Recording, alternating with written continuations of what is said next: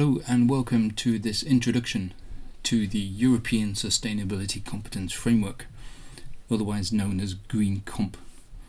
If you're listening to this, you're probably a teacher with a serious concern about the environmental crisis out there and the fact that there's a bit of a mismatch between that and the current educational system that we have.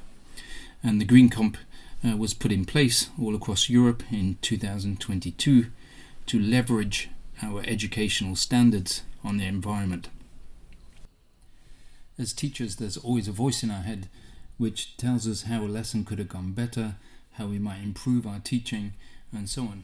But in this case, there's another voice which is demanding that we raise our standards, and that is the voice of the scientific consensus. Mainstream science has defined that we are close to crossing, or in some places have already crossed, various key ecological boundaries, and this is the imperative which has driven this document into place. The severity of the crisis around us can be seen just at one slice by looking at the graph produced by NASA of CO2 levels in the atmosphere. A reading of 422 parts per million is unprecedented in 4 million years, and to mess around with the basic infrastructure of the whole planetary systems is not going to end up with good news for the students and their futures.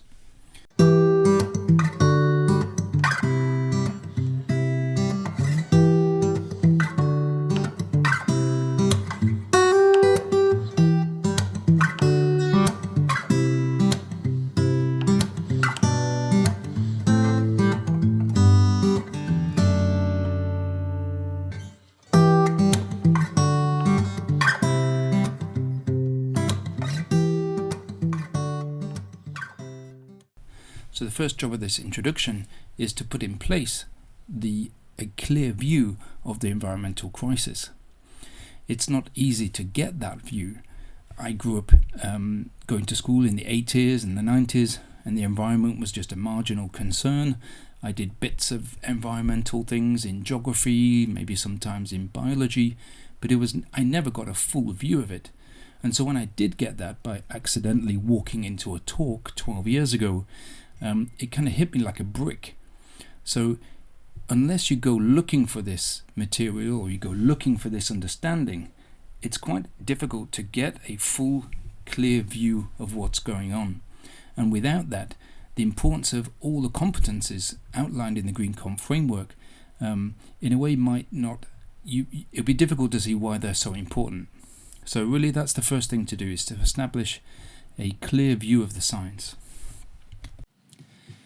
Evidently, the second important thing to do is to give a short guided tour of the framework itself.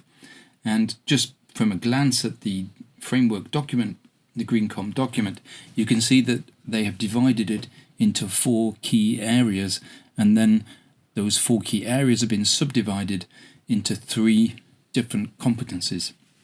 Now, there's no time to do all 12 competencies, and neither is there time to do all 4 areas. So I've selected 2 areas to go a little bit deeper in. That's area 2 and area 4. And the reason that I've picked those 2 is that area 2 focuses on how we think about things. So that's systems thinking, critical thinking, problem framing. So competencies 2.1, 2.2 and 2.3. And then the second area of depth will be area 4, which is all about action. So individual action, collective action, and political agency. And in some ways, those 2 areas sum up the situation that we are trying to leverage. So first is to really get students to a better, deeper understanding of the crisis. So in a way, working with the head. And then the second step is to then mobilize students into a space where they can do something about it. And those 2 things, in a way, balance each other.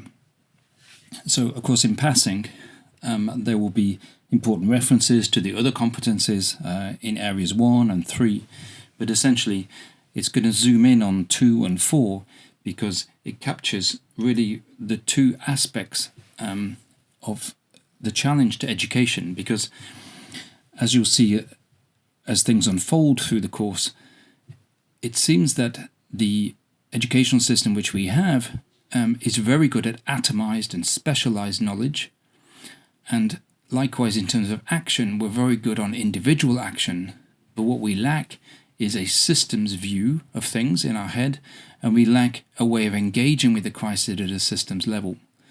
And I think the students who have climate anxiety or ecological anxiety, they go to school and they see a school system which doesn't match the severity of things which is going out, the fullness and the scope of the crisis which is out there. And the third ambition of this short course is to give teachers a chance to put what they have learnt into practice.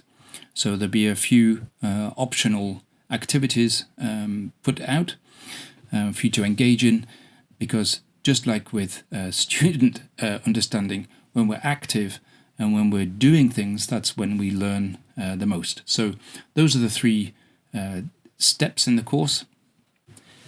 And so finally, I should probably just say a few words about myself.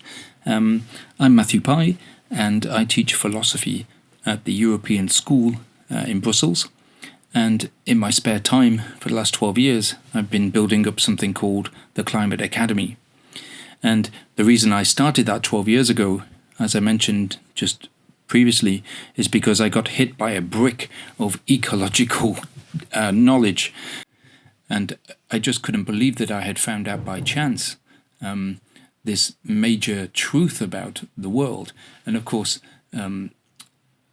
having children and having hundreds of students every year, it was unbelievable that the educational system did not have present students with a clear view of it, nor give them a chance to properly respond to it.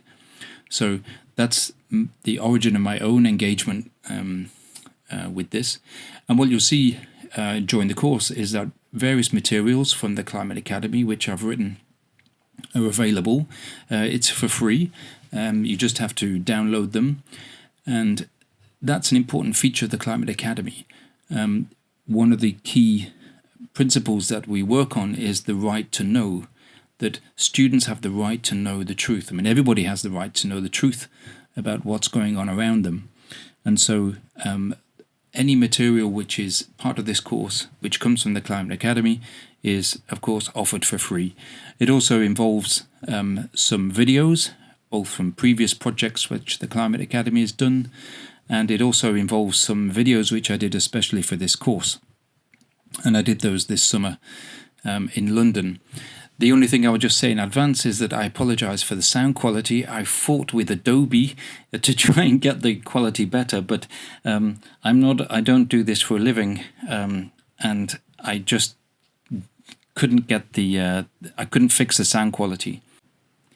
And those videos which are done in London, some of them I had to scrap because the sound quality was just not good enough at all. I managed to salvage some extracts, and you'll see those embedded in the videos in the course. So thank you for joining in this journey with me through the GreenComp framework, and I hope you'll find it enlightening, and that we can empower our students with real systems level knowledge, understanding and energy.